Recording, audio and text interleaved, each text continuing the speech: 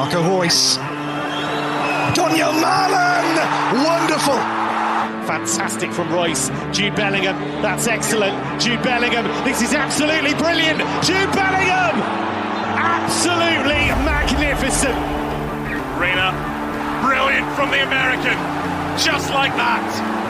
Graceful. Salihut turn for Anthony Modeste. Close. Not a bad idea. And there it is for Coco for Borussia Dortmund. The long wait is over.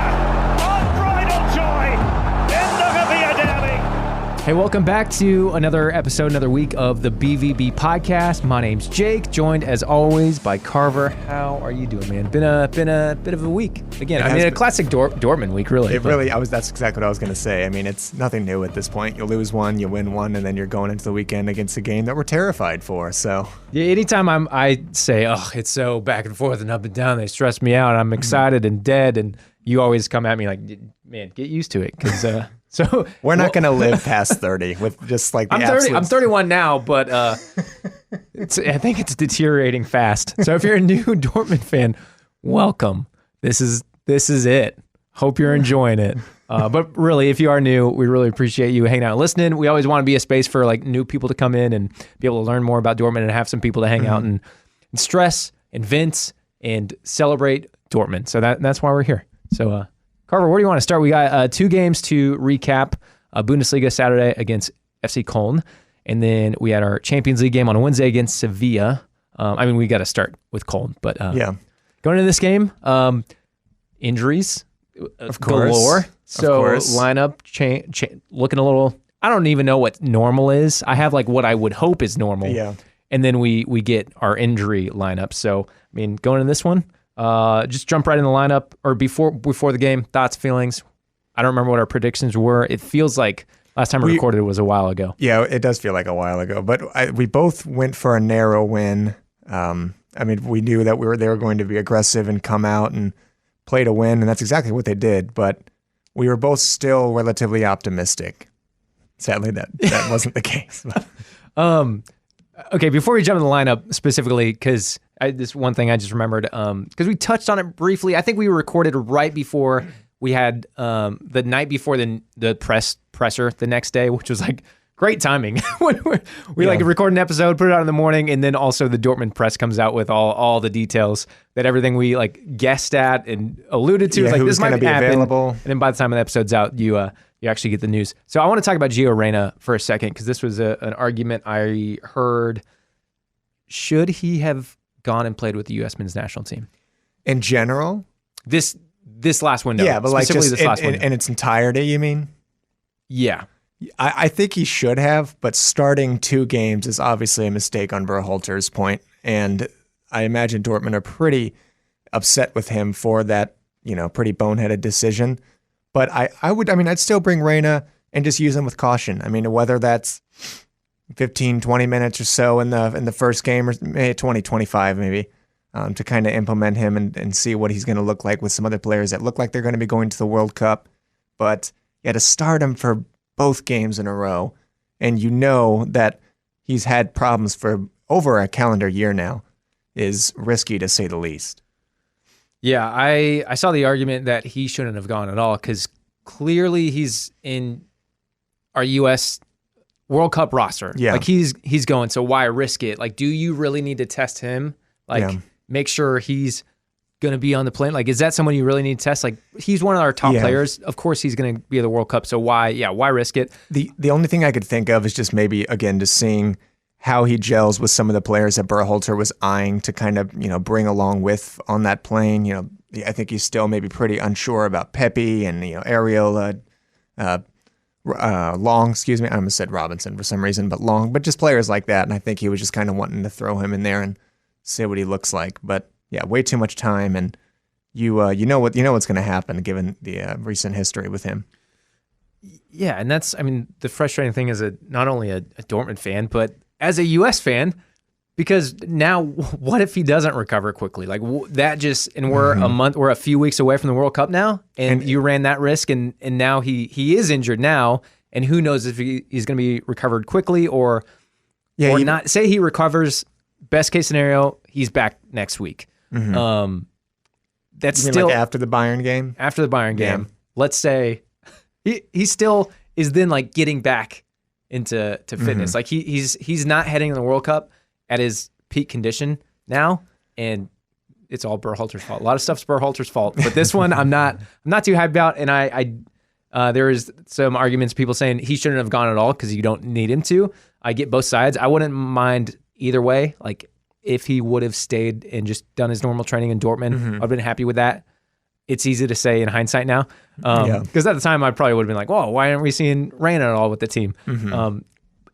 I also wouldn't mind if he went and traveled but didn't play or just featured 15 minutes in a game. Starting twice was ridiculous. I don't even know if we saw that with some of the other like attacking players, like starting both games. Like he seemed to change things up quite a bit. It's like, did you really need Reina to do that? And it's just a frustrating situation. Yeah, and the personnel that he had, you would expect him to actually get a result out of Saudi Arabia. But, people, they heard us talk about that last week. But, unfortunately, you're not going to see Reina feature in the two games that we're recapping, as well as we probably wouldn't imagine he's going to be playing against Bayern either. But if anything, we'll know tomorrow. But the report that came out right at the end of September, I think it might have been even on the 30th, it was he was looking to have a range of like a 7 to 10 day outing, and he wouldn't be able to feature for, a little over a week or so. But at the same time, I think like at least 2 times out of last year or twice, whenever he's had a long-term injury, it was announced as like a 7 to 10 day thing. And then it piles on and it's like, 3 months. Yeah. Sorry about that. And then it's just like easing him into it again, which Dortmund was already being really cautious of. But now, since it happened again, it's like who knows what kind of form he's going to be in or his endurance level. Or I don't know. It's hard really to build momentum, obviously, for the individual like Reina, but also as a collective as well. I mean, when you're constantly picking at our team with like a fork every single day and, taking parts out and sticking other people in that aren't, usually, I guess, used to certain positions or anything like that. Again, it's hard to get really anything going. But are you talking about Dortmund or US? Dortmund. Well, I guess both in that sense. Yeah, that's a good point. But yeah, also Dortmund. So we went with a 4-2-3-1 against Cologne. Typical, usually back line that we've been going with for the last few games now in Guerrero, Schlotterbeck, Sule, and Meunier. The 2 double pivots in Bellingham and Ozcan. Attacking front 3 of Adeyemi, Brandt, and Mullen, and then Modeste up top. And Meyer in goal. Which I don't know why. Now I'm the one that's forgetting him, even though he performed extremely well against. You just forget he's down there by himself. Yeah. And you just kind of forget. Yeah. Well, that one, it usually doesn't change as much. And it's like, we know Kobel's out. So it's like, he's going to start. So, yeah. So from the very first whistle, from the first whistle to the last whistle, Cologne came out with just such high intensity and just came to play, man. They stayed aggressive, which should have costed them, a red, and which we'll get to. But, they were just constantly dangerous in attack, and we could not contain them or control the game or the tempo of the game whatsoever all 90 minutes. And it was pretty rough from the beginning, really. Carver, I know you don't have all the answers, although I like to ask you all the questions like you have all the answers. Where did you see what do you think this came down to? One, a lot of credit to Cologne. Is it our players not being hyped up enough? Is it Terzic not hyping them up enough? Was it defense lacking? Are our attacking options not being up and ready to go and press and win the ball back? Or where? Well, definitely a part of it comes on Terzic, which I was going to get to in a bit. But mentality has been a big thing about this team for a long time, but also just, the tactical setup we're going with, we could not control the tempo of the game whatsoever. Cologne every time they got the ball, they were looking immediately dangerous in attack. They had, had a clear cut and dry plan of getting forward, and they were always pushing forward with numbers, and it was just really tough for us to delay their attacks whatsoever. I don't want to skip ahead too far to Sevilla yet, but obviously in that game we saw a formation change. So looking at the lineup, I know we have a lot of people out and the players are playing in different roles, but still we've seen. So Brandt, I'm looking at Brandt in that number 10 position, filling in for Royce.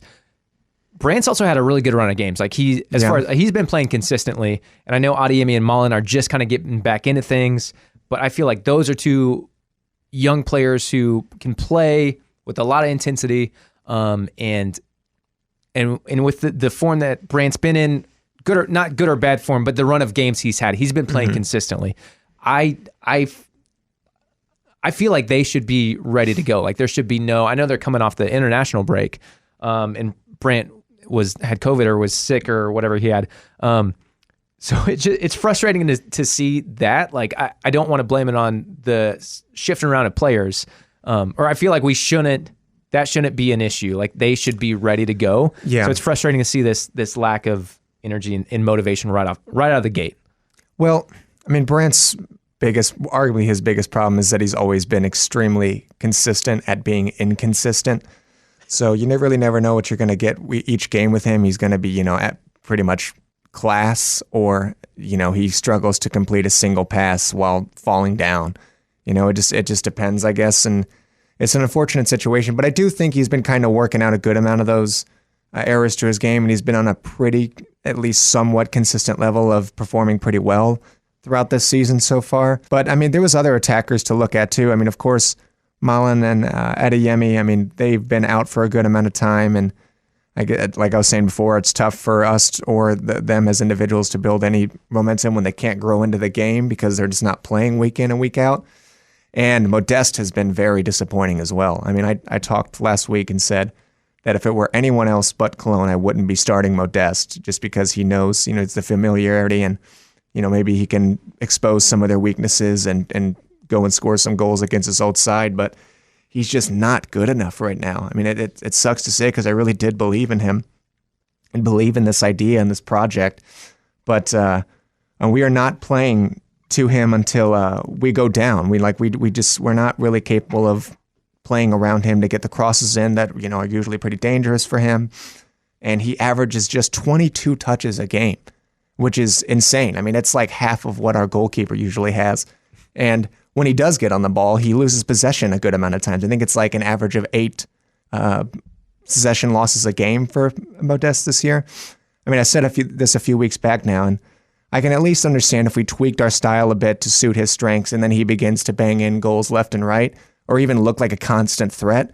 But we just look like we play with 10 men on the field at the moment, every time he's on the pitch. So just pulling up, I couldn't remember if he had a shot in this game. He had 2 shots, but they weren't on goal. Mm-hmm. And yeah, as our striker who has been playing game after game, I don't know. I don't know what to say other than why isn't this happening?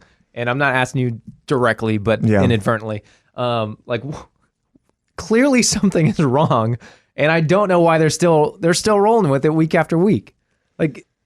Yeah, I mean, again, we look like we're not even really trying to cross to him too much until we go down, or it's like the last 20, 25 minutes of the game. So I'm still not sure if maybe the players aren't really buying into that, and it's a tough time for them they're having a tough time, to adjust to that kind of play style, because it's very different from what we're used to seeing from a Dortmund side. I mean, you're not having like a pacey striker up front that's constantly running at the team or another team with the ball or pressing really high or anything like that, which Modeste is a decent presser, but again, he doesn't have the legs to keep that kind of energy and tempo up all game, and certainly doesn't have the ability on the ball, which I was going to talk about in a little bit about Moukoko and how much he's really looked, just miles better in that sense against Sevilla. But I wanted to also just put some focus too on just other aspects of the team. I mean, Ozcan looked pretty good. I could not believe that there wasn't a red card against Andre Duda. Doo-doo, more like doo-doo stinky is what I like to call. Nice one. Because I don't know, it was an insane tackle from behind. I mean, no attempt to get the ball whatsoever. His studs were up. It was at almost knee height to get Ozcan, and for him to skim away with only just a yellow there was beyond me. That was pretty shocking. He could have easily broken his leg, and then my God, could you imagine with us just having just Emre Can as like a defensive mid? That's it. I mean, Bellingham, but of course he's going to go up and attack more, but that'd be it. Everyone else didn't look that great. I mean, a lot of the players didn't really look up to it this game, but again, I mean, it was hard to match Cologne's intensity and aggressiveness, which, you got to be ready for that, and I think that also kind of falls on Terzic. He has a quote here at the end of the game where he said, "It annoys us that we're getting back to this point, that we have to ask ourselves these questions, because it happens repeatedly when we simply give away games that we completely control. Did we control that game? Like, did we completely did we control that game at all? I don't think so. And he says that, he asks himself these questions because it happens repeatedly. Did we control the game against Leipzig? Did we control the game against Bremen?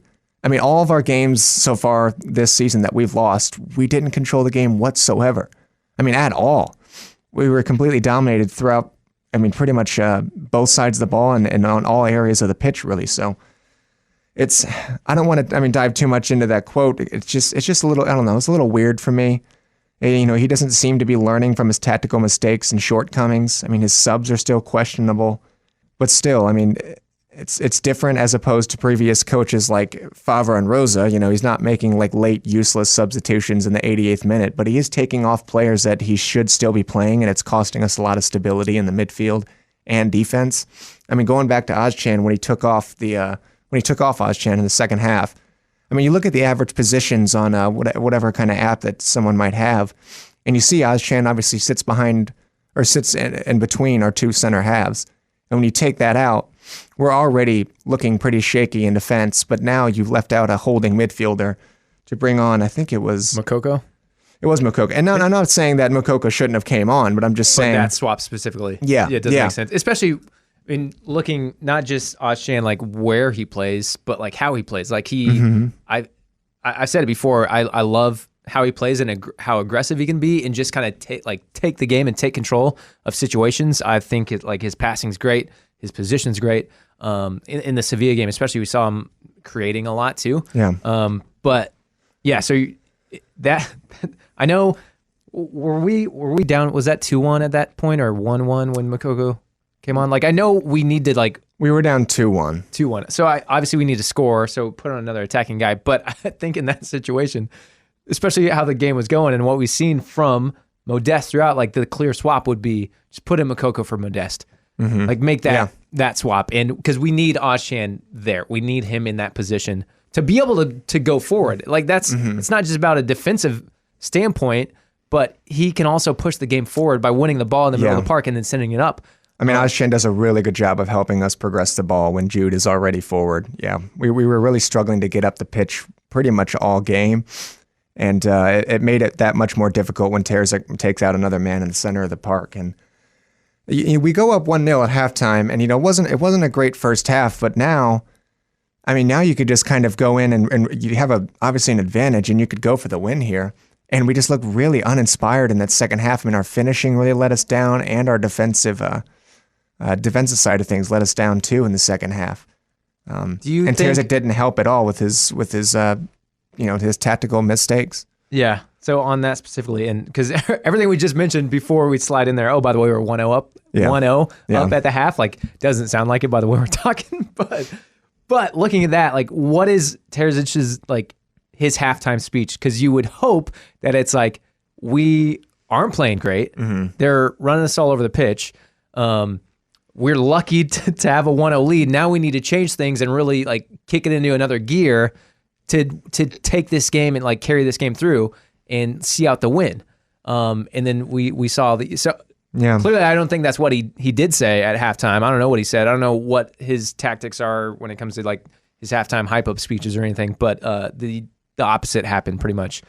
Yeah, I just don't think he was really that proactive in the sense where he was thinking about how Cologne were going to come out the second half and maybe, try to do something different.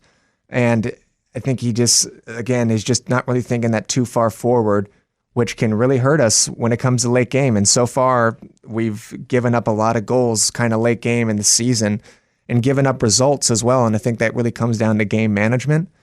And again, that's another shortcoming of Terzic, unfortunately. Because, they came out the second half and they scored 2 within the first 15 minutes. One of them, of course, Stefan Tigges, who's another player that looked like he was out Modeste. But it was a great header from Tigges. I feel like I wish we had a striker like that almost. Oh, if only. Yeah. But it was just going to be a tough climb to get back once they got those 2 goals. But also, along with Cologne just being dangerous, but they also just made the most of what chances they had and just made the most of everything really in that game.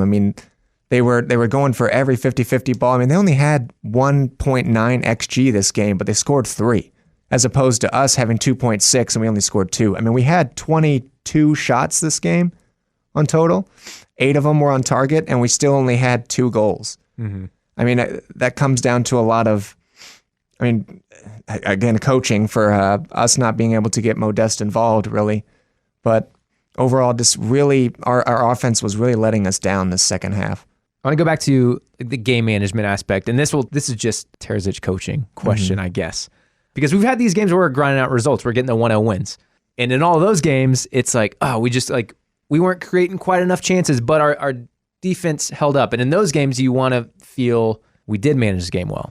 But I don't think that was necessarily on Terzic. That might have been like the players holding up, the players sticking through, digging deep and grinding out the result. So those games, like I feel good about, but we've talked about it. There's this like, but. And now when we see the game like this in Werder Bremen, where the game management by Terzic is terrible, I guess what do you see in those games where we're grinding out those results? Do you see that as like Terzic doing something good? Like, is there something we can hope for, or is there? I mean, we seem to make good subs too, like the Moukoko. I forget the game where Moukoko scored and Jamie Bino Gittins scored. Oh man, I miss him. Oh, we haven't seen him in so long. Kind of forgot about him until this moment. Like that was a great game management scenario. So why? Like, what's happening? Why are things so hit and miss? Is it a lack of experience thing? Is he still trying to figure out this whole coaching thing? Well, I mean, I definitely still think he's learning. Absolutely. And I mean, he's looking at the bench too, I would imagine, come around 55, 60 minutes. And it's like, man, there's not a lot of options we could bring on right now.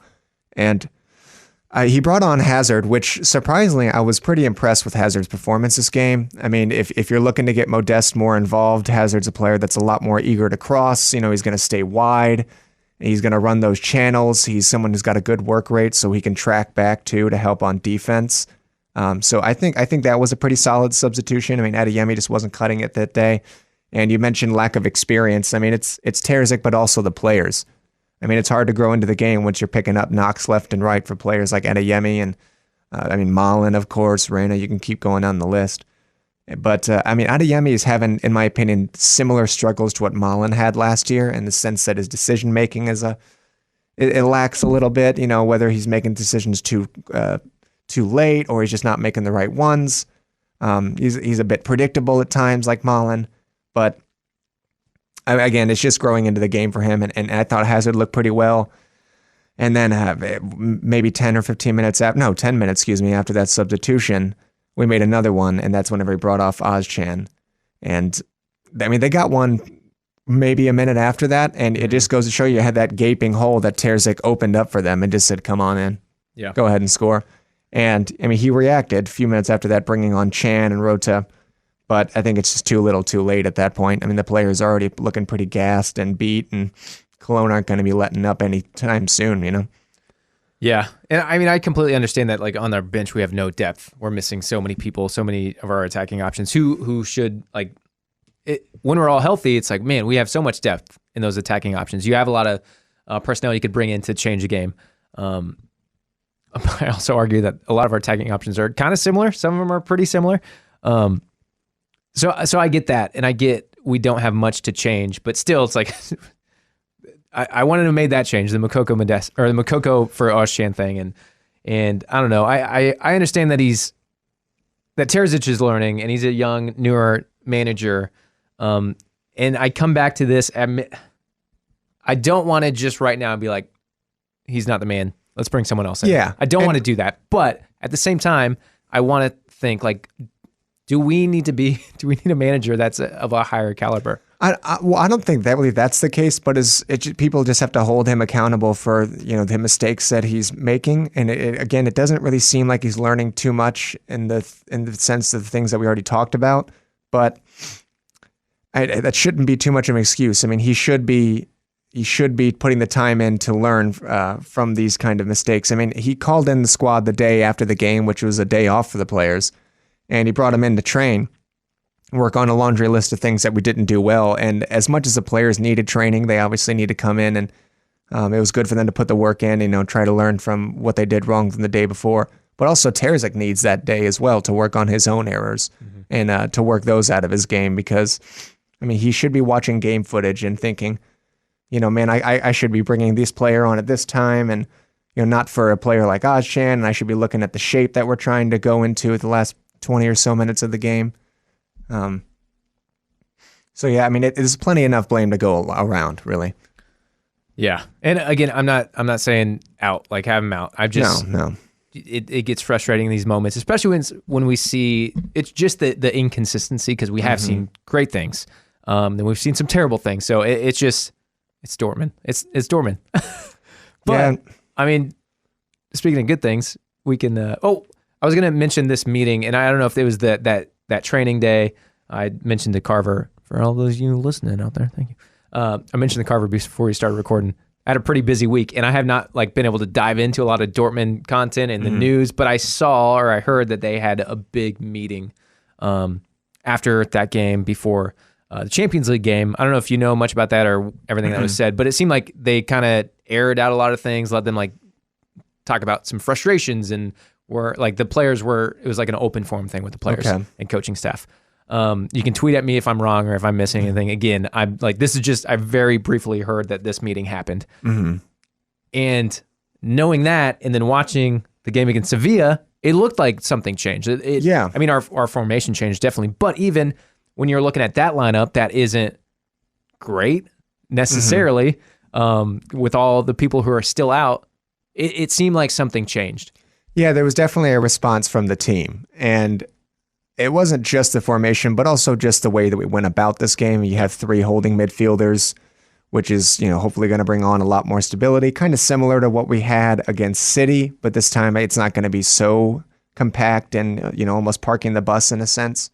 But, I mean, Chan can do the dirty work of sitting behind or sitting between the 2 center halves and Schlotterbeck and Sule, and then Ozcan can obviously also stay back a little bit, but that, that gives Bellingham all the time and space in the world to get up and go attack a little bit more. And as well as you see Moukoko brought on this game to start, which obviously changes the entirety of our attack as well. We're not trying to play up to a target man now that's, 34 years old. Here you have a kid who's lightning quick. He can make those runs. He's good with the ball at his feet. He can run at defenders. So it is definitely a different look here, and there was a response from the team, really. I mean, even a few minutes into the game when we got our first goal, of course. Yeah, and you mentioned the guys who came in, but I'll just run through that formation lineup real quick. Guerrero, left back, Schlotterbeck and Sule. In the center backs, Meunier out right, Meyer was in goal. We had Ozcan, Chan, and Bellingham in the three in the middle, and Brandt, Moukoko, and Adeyemi starting up top. So we saw Malen come out. And Modeste come out, obviously, for this game. And yeah, I right off the bat, I thought we brought a lot of energy, creating good chances. There were some moments where we, just the energy from Moukoko. You said it, he can bring so much, and right off the bat, it's like he's creating stuff with his pressure, and he's just every time I looked, it looked like anytime their defense had the ball, they were trying to work it out from the back, he's there putting the pressure on. Yeah, and Modeste presses well, but he doesn't have the speed that Moukoko has. And again, too, whenever we win the ball or win back possession, and really, I guess in either the middle third or the attacking third, Moukoko is already just making these runs, and it's tough to, keep someone quiet that's got that kind of pace. But if you look at the average positions in general, I think it just looked a lot more structured, looked a lot more organized. Moukoko was up there, was able to press up high and provide that pace up front. Our midfield looked a lot more stable as well, which it was hard. It was a lot to handle for Sevilla, and got off to a great start too with Guerrero's goal. I mean, another goal outside the box from him, and what a switch from Bellingham too, a switch of play right before that as well to set that goal up. I mean, Bellingham captaining the team again for his 2nd game in a row, first time or youngest Englishman in history to captain a team for the Champions League.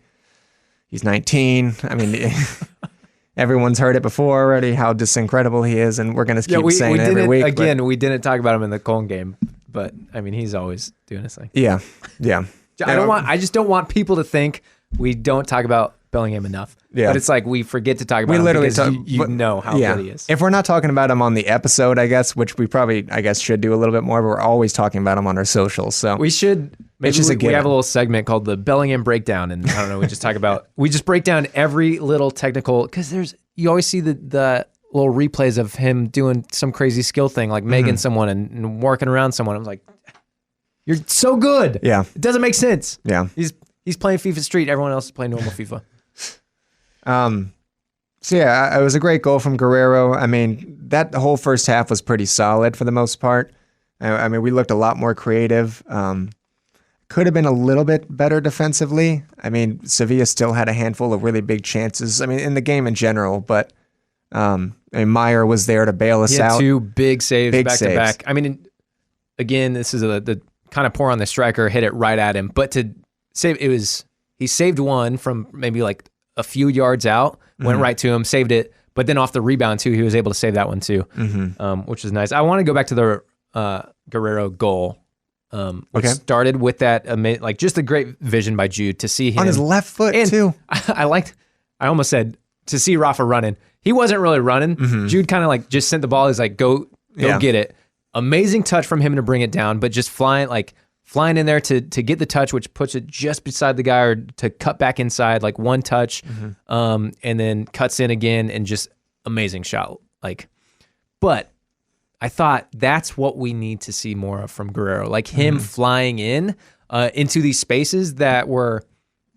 Is it us like looking for those switches, looking for him to fly in? But like that's what we need. I think even more than the build-up play with Guerrero, because I think we've kind of been missing that. Like we just haven't seen it as much, and maybe it's a tactical error where we're just not working that in the system. I don't know, but we've seen that before where he's either flying in the box late or like flying into space and then be able to like cut here, cut there, have a rip, and it, like his shot is incredible. So like how do we work that into the system more to where we're sending it to him into the space that he can run into? Well, of course, I mean, Guerrero is class on his day, but it's just in maybe the last year or so, it's just been becoming a little bit more of a rarity for him to be on his day or be good on his day.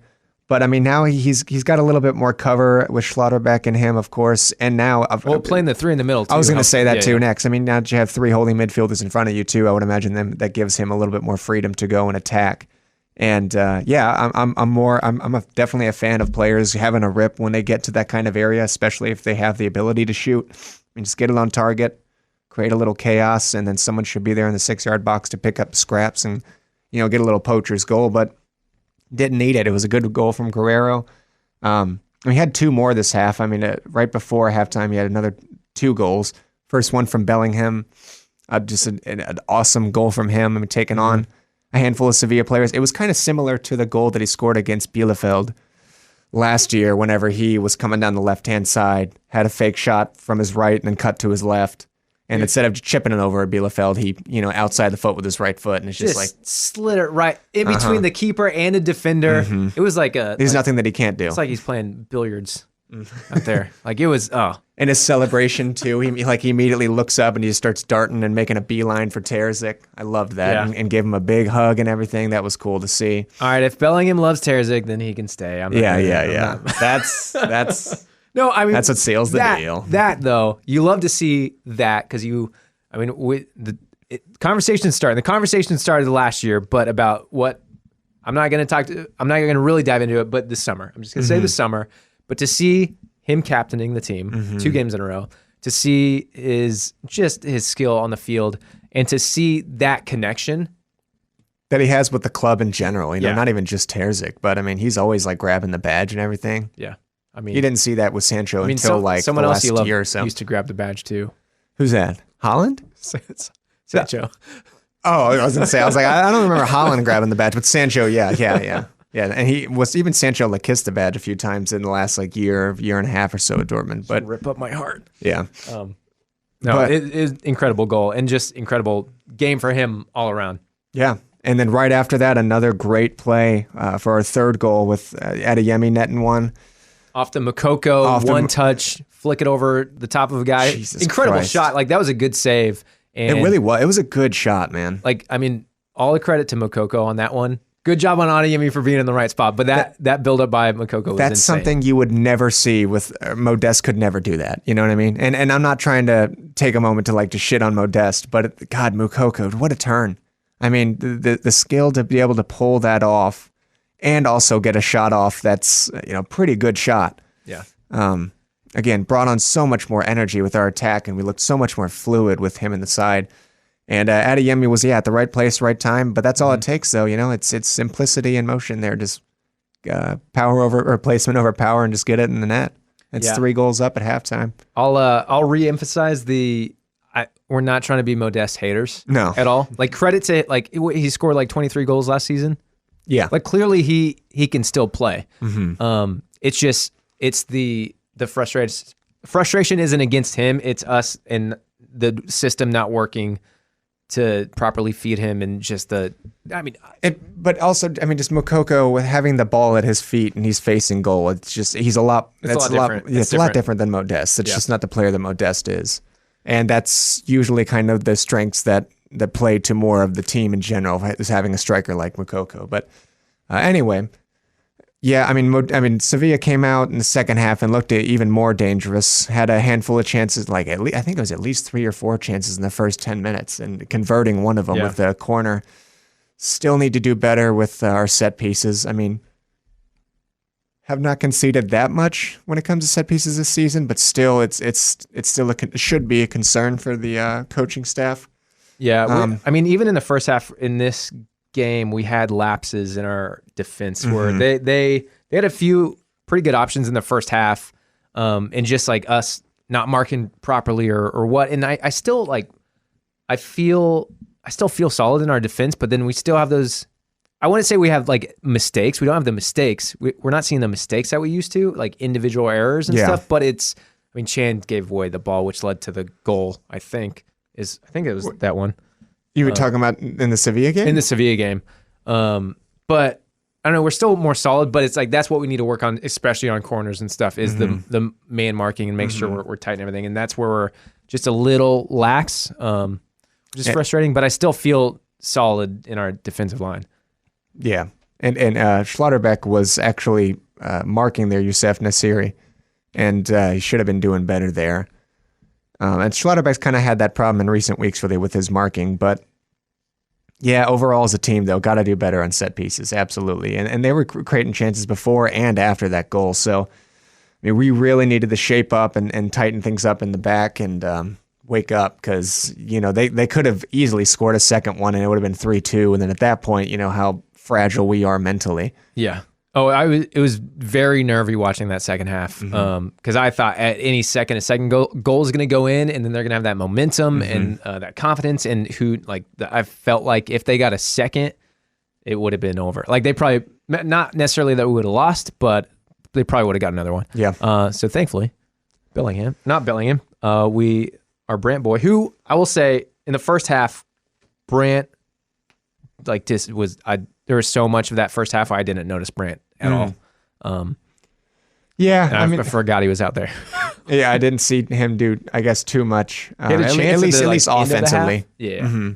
And maybe the stuff I couldn't see, maybe he was getting in positions that was opening space for other people. I just didn't see.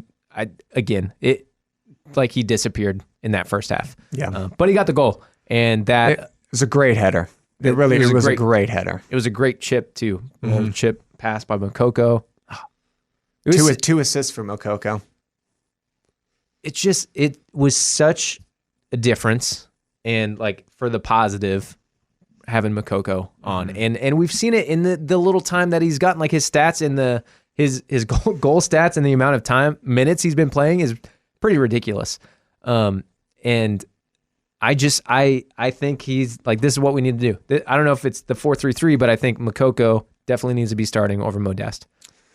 For the time being, I completely agree. Yeah. And we brought on some other players too. I think Malen looked pretty good when he came on for his 30 or so minutes.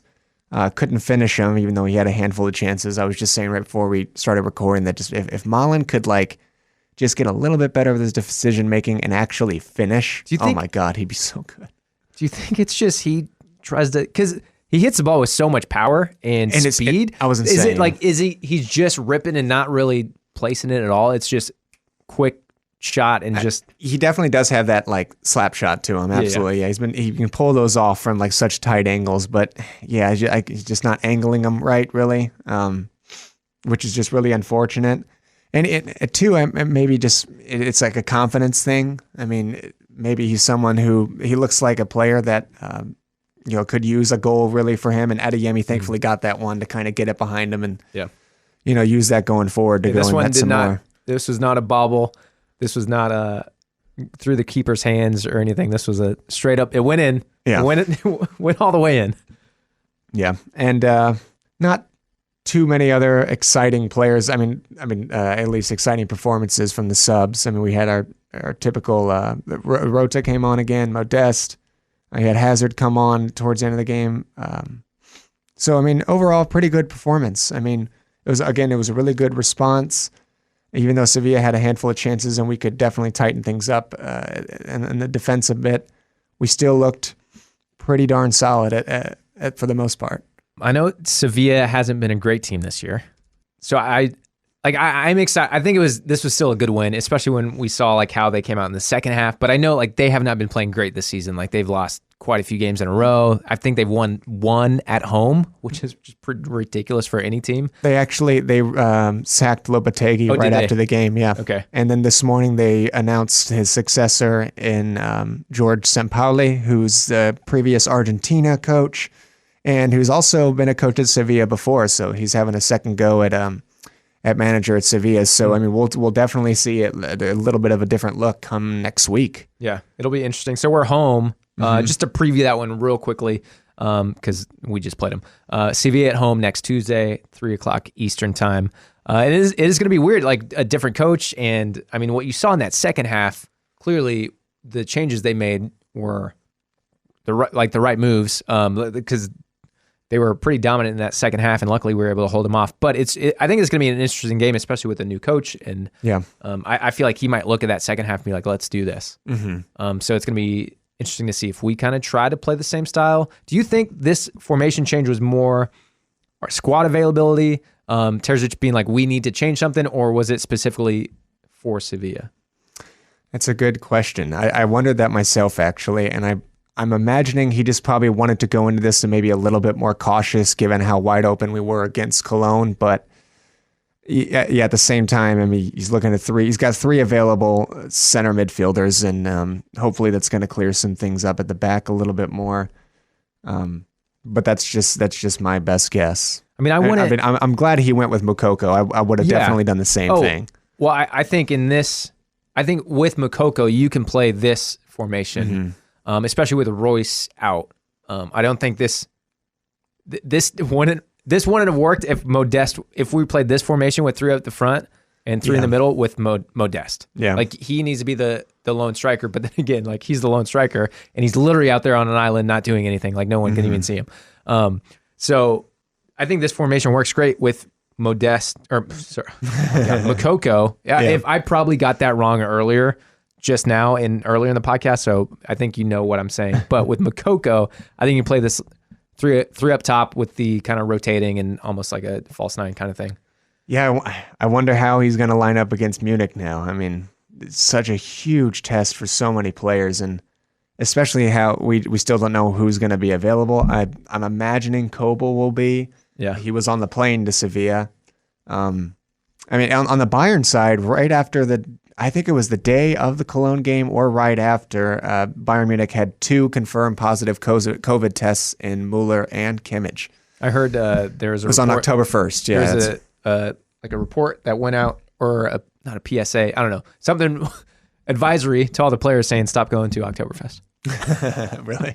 That's funny. So yeah, I'm genuinely curious if, like, I don't really know, I guess, too much about the restrictions in Germany, but they tested positive on October 1st and we play Munich on October 8th. You know, like in America, it's like 5 days. Yeah, but 5 days, for me, I was so dead. Yeah, that's what I'm saying. It obviously it varies. Do you remember, I should know this because you think if we're doing a podcast where we're talking and trying to sound smart about everything, I would remember, or I would have looked this up ahead of time. I didn't know I was going to ask this question. I should have. How do we line up against Man City? Like, and do you think we're going to do something similar? I would. Oh, you mean at home? Or how did we line up? Yeah, how did we line up against Man City? It was a pretty similar. 4-3-3? It was a 4-3-3, but we were a lot more, defensive. Yeah, so it was almost like a 8-1 or 8-2. Yeah, I said 8-1, 9-1 or 8-2.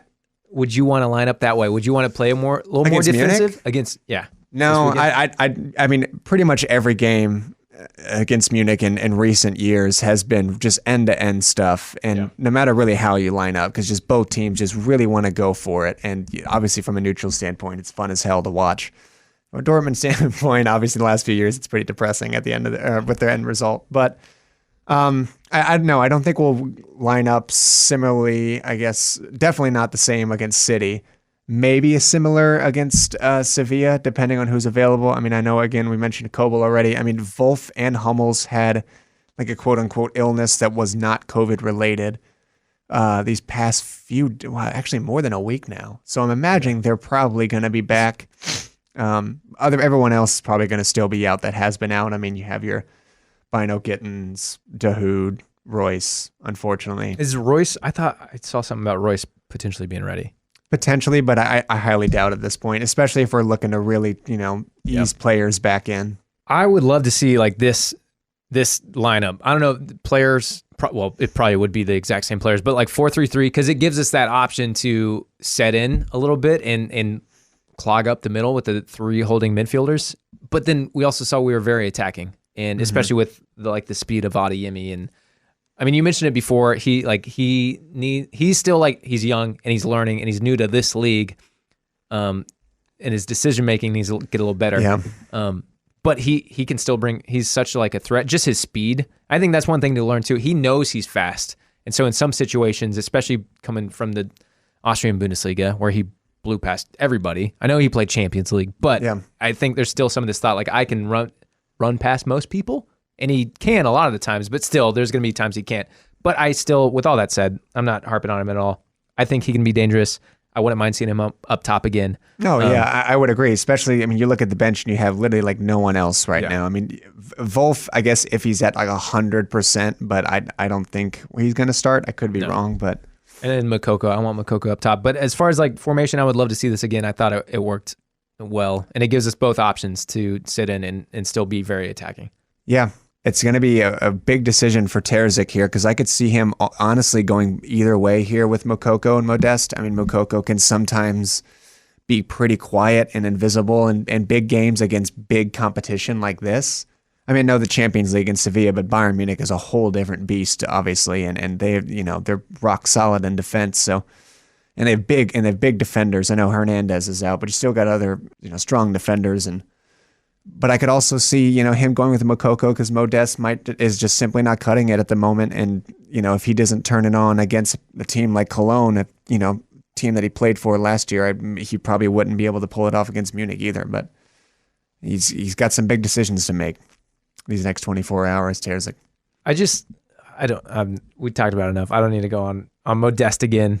I just feel like he needs to earn his place better. He needs to earn it. At this point now, he needs to maybe come on as a sub and start getting some goals that way.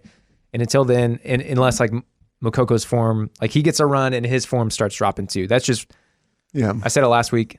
I'm going to keep saying it until, I don't know, until when? Until we sign a new striker Haller comes back. Until Haller comes back. Yeah, exactly. Well, I guess if Haller, we still don't really know if he's honestly going to play still. I mean, it's a terrible illness. I'm going to... Yeah, predictions? I do have predictions. I think oh my God, I don't know. A part of me wants to be a realist, because we've lost to Bayern Munich 10 times in a row now. Last time we beat them was 2018, so 4 years ago. I mean, obviously we've had a lot of great additions to the squad since then, but a lot of them are not healthy, and of course still we're pretty inconsistent week in and week out. So I'm probably going to be a little bit more of a realist, and I'm going to say 3-2 loss. Oh. Yeah. How dare you? I hope I'm wrong. Please, I would love to be proven wrong. I'm going 2-2 draw. Oh, okay. Of a draw. I don't think we can get 3 goals. I mean, okay, we just got 4 against Sevilla. But besides that game, I was like, can we really score that many goals? I don't know. I'll go 2-2 draw. I want to say Bayern's form as of late, where they're drawing everything. I mean, they got the win over the weekend, but besides that, they drew like 4 games in a row or something in the Bundesliga. Yeah.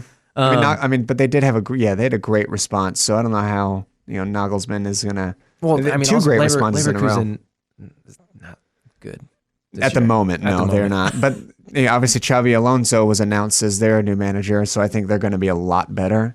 Last time we tied against Munich, that didn't go to penalties. It was a 0-0 in 2016 in the league. Oh, man. 6 years ago. The me saying Bayern hasn't been in great form. That's also, they've been drawing teams who have been sitting back against them. Mm-hmm. And I don't think we're going to do that. No. And if we go toe to toe, like we saw, I mentioned their first game against Barcelona in the Champions League, they dominate. I mean, it was a really good game. It was very back and forth, but they eventually dominated that game. So that's where it gets really dangerous. So my optimism, I gave you crap for calling the loss. My optimism is a 2-2 draw. Yeah, that's fair. Do you want to get into these Twitter questions before we get out of here? Oh yeah, do we have some? Very unprepared again.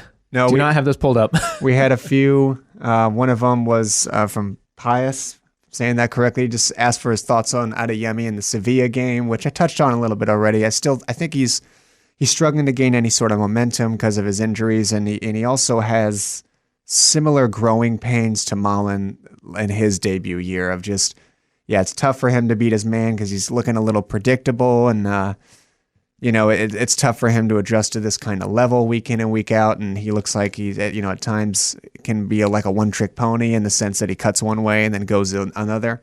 He also with Salzburg, he played Sevilla in the Champions League last year, which was he drew 3 penalties in the first half. So they were probably ready for what he could do. Maybe, Let's not let that happen again. But of course, I mean, that's not a knock on him. He's going to grow in great. I really have high hopes for Adeyemi. Other one from Tom here was just saying, why was Nico Schlotterbeck dropped form so dramatically in the last few weeks? He then went to clear up and say that, maybe dramatically isn't the right word, but I touched on it already that it's just his marking has kind of been off. I think he could be a little bit more mentally switched on and alert in that sense. But also, I mentioned it already whenever, a month back, that he is a risk taker. Offense, on the ball and defensively. He is just a risk taker. And, it looks like he's been kind of having some costly mistakes lately, which I imagine just has a good impact on his confidence. So, also, I know there's been a lot of talk about, well, there's some crazy stat, like the 9 goals we've let in, I think when Hummels has played, we've only let 1 goal in or something crazy like that. Yeah. And so I wonder if that's kind of played a part of this too. Is he a little more familiar or a little better with Hummels if you have Hummels back there controlling things? Like him and Sule are obviously a new partnership. Yeah, and they've been killing it. Once you mentioned already, 1 goal conceded with Hummels. I'm hoping he'll be fit and ready to go, and ready for his done with his illness, because him and Sule would be quite the. So I'm wondering if that plays. I'm sure you could look at specific games too, but I'm wondering if that has something to do with it. Just Hummels being out and him and Sule just trying to work with each other. It's a thought. And again, they're going to continue to grow together since they play for the national team too. Yeah. So, last one here from 50 Plus Donner. What do you think is the most effective backup plan for the second half of the season if Modeste is struggling and Haller isn't immediately fit? Moukoko. I don't. If they're strictly asking from a striker of what we're gonna do, I can't see we're gonna sign anyone else because we already have 3 other strikers at the moment. Obviously you're gonna have to get rid of one of them, in the coming months anyway. So I couldn't see us signing a striker. I could see us signing either a left back or a center mid, which I think are a lot more desperately needed at the moment than a striker. But that's just my 2 cents. I think we could really. Of course, now that Schultz is not going to play anymore, if Guerrero goes down, you have Rota, who's been growing into the game pretty well, but I still would like one more defender, and or a center midfielder. I would love to have another anchor in the park. I want to talk a little bit about this weekend. I know, so this podcast is out Friday. So a little late, but hopefully you can get the listen in. I mean, if you made it 57 minutes, you clearly got the listen in before the game. Yeah. I apologize if you're listening after the Bayern game, but if you are listening to this on Friday, congrats. And if you're in St. Louis, you want to talk about the St. Louis I was going to shout that out, and then I got on a little tangent earlier. But yeah, of course. So we play Saturday against Bayern Munich Central Time. It's 11:30. And the St. Louis fan club will be at the Amsterdam Tavern. Of course, I've mentioned him already, but Nathan is the founder of the club, and he's a great person. He's very welcoming. Everyone in the club is very welcoming, and it's always a great time meeting new people and talking to other Dortmund fans at the bar. It's just a great fun all around, so I'm definitely going to go this time. And I'd love to see anyone else there.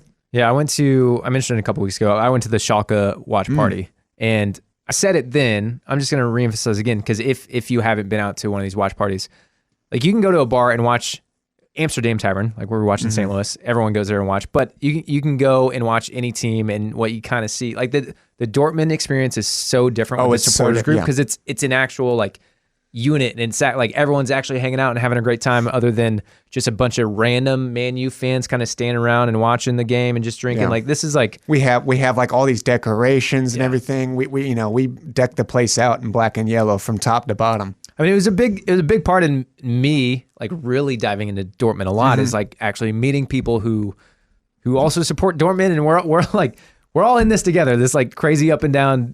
Yeah. Week by week, like what we experience, but it's really cool to just have those kind of people. So, I mean, not if you're in St. Louis, highly encourage you to come out, especially this game. Come cry with us. Yeah, come cry with us. There's going to be beer to console you after. Yeah, tears of happiness or joy. I'm going to be crying either way. That's a. If you're not in Dortmund, obviously we have a thank you wherever you listen from, because we do have listeners all across the country and the world. A lot of people in Germany and England and the UK, which is really cool. And beyond that, shout out to Zaheen in Malaysia. And I mean, they have a fan. He kind of runs a fan account there too. Yeah. I saw him. He got to meet a few legends and everything, which is awesome. Yeah. This is random, but I have a really good friend who works in the music industry, and he was just on a tour in Asia. And was he there? Did they hang out? No, they did not. But like, I just thought it was funny. Like the Dortmund fan club was almost like following the tour that my friend was on. I mean, they went to Vietnam and then I think it was Malaysia after that, if I'm not wrong, or Vietnam, and then I forget what other Asian country. I don't remember. But anyway, wherever you are, like New York, DC, I know those guys always go every weekend to watch games at the bars. So I'm just going to link all theirs in the Twitter. We'll retweet stuff too. So you can head to our Twitter page at thebvbpod. If you're listening somewhere and you don't know where your supporters section is, there's actually a website that lists them all too. Yep. So that's what I'm going to do. I'm going to link that in the description. I don't have it off the top of my head right now, but basically all I'm saying, go watch Dortmund with some people. It's going to make the experience a lot better. And also keep an eye out this fall. We have a handful of really fun guests lined up again. So I know a lot of people might just be bored of hearing Jake and I, but I mean, more me than Jake. It's a lot of fun when we have guests. Oh yeah, no, definitely. So yeah, we got a handful of great guests lined up in the coming weeks. So yeah, that's it for this week. We're going to get out of here. Appreciate you hanging out. If you want to keep up to date with us, Instagram, Twitter, email, all of that is linked in the description of this episode. And also head to our website, thebvbpodcast.com. So thanks guys. We'll see you later. See ya.